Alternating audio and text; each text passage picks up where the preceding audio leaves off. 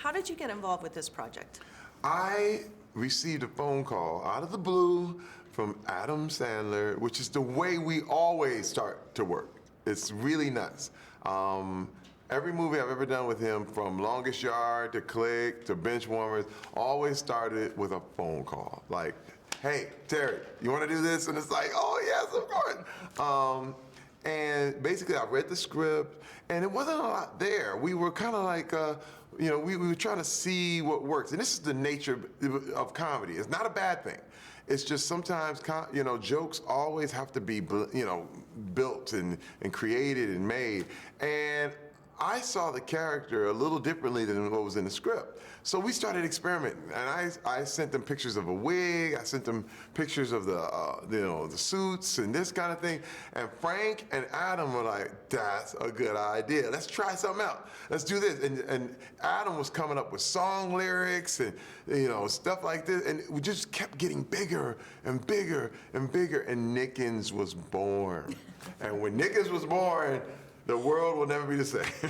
So tell us a little bit about Nickens then. Nickens is basically the South African Tom Jones. He is an entertainer at this resort who's responsible for your enlightenment, for your pleasure, to keep you having fun, to keep you blending, and keeping you entertained. And it's funny because he seems to know everything about everybody in the whole resort. And he knows what's happening, he's watching, he's looking, and he's sneaking up on you. But Nickens, again, he feels he's the world's biggest entertainer, and pound for pound, he probably is. He's 240 pounds of pure singing and dancing.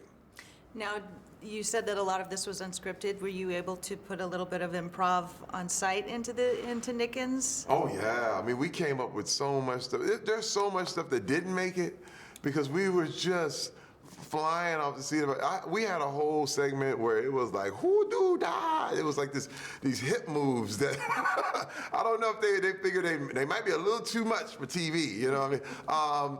But we had a whole thing that didn't make it, but the things that did were great. But that's comedy. That's really, a lot of people say, improv is wonderful, but it's only wonderful with a great editor. Because you end up with stuff that's, if you sit and watch improv all day, you're like, okay, that's not good. So what happened is we took all the best parts, and Frank just did the greatest job putting the best parts of Nickens together, and you have what you have now. Now, you've worked with Frank before, yes, right? So we did Click together. So how was that working with him again? Oh, it was awesome. I mean, it's funny because I had a scene in Click where I was singing, this song, everyone's watching to see what you do. And we had this whole kind of like, I'm singing to him and he clicks me off. And, Frank and I, we actually did some more things that didn't make the movie, but because we just enjoy doing more stuff.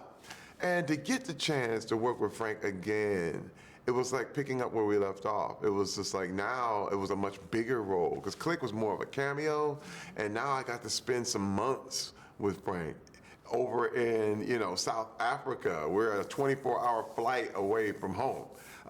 So we got to know each other really, really good. We ate together, hung out together, and Frank is a genius director. I mean, he knows the tone. And it's very hard to detect tone in comedy. It's really, really hard. There's some things that people think are funny when they're doing it, and it's not, but he always gets it, and he gets Adam. And this has a great cast to it, too. I mean, everybody seems to work really well together on screen. Did you get to spend a lot of time with the other cast members since you were all in South Africa together? Oh, yeah. I mean, it's funny because my kids came up and got to spend a little time with Bella and some of the other kids on the movie. I mean, we all kind of went to the same places and ate at the same spots.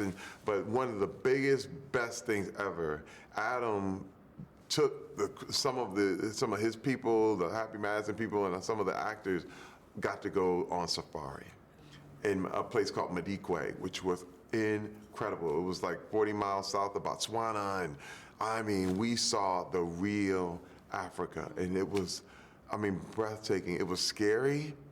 It was breathtaking. It was beautiful. It was a real adventure, like for real. And I never felt so small. You know, it's one of those things where you realize, man, if I step out of this car, I could be dead within hours.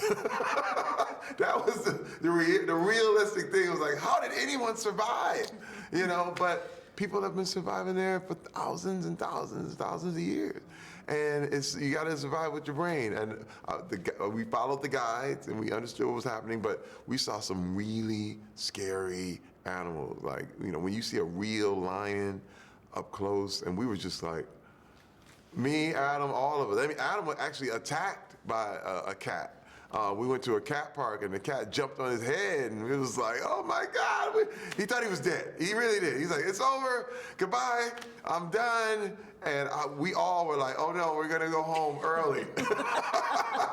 But it turns out he was okay and we were good. Well, I'm glad you didn't. So who do you hope goes to see this film? You know, it's for whole families. That's what it's about. You know, the Happy Madison Clan have been known for, you know, what they call base humor. But I like base humor. You need base. You need a base for everything. But the great thing about it, with the addition of Drew takes that and it elevates. It starts to elevate. It's really beautiful. Nothing wrong with a great Happy Madison guy base humor flick. There's nothing wrong with that. But Drew and the addition of that adds the heart. And she's funny too, don't get me wrong, very funny. But there's such a sweetness and a heart that really makes the whole family enjoy and understand, and kids and everyone. It's a really, my whole family's coming to the premiere, and it's just one of those movies that you can feel, because there's a magic between those two. With The Wedding Singer, with 50 First Dates, and with this, you will catch feelings. I like to call it catching feelings. I mean, I'm laughing, and all of a sudden I'm like, what is that? Wait a minute, what? That popcorn in my throat, what happened? I'm feeling emotional right now. And it's just that magical way that they have. And it's something that we see from them as a couple, and we've been seeing it for years, and it makes sense.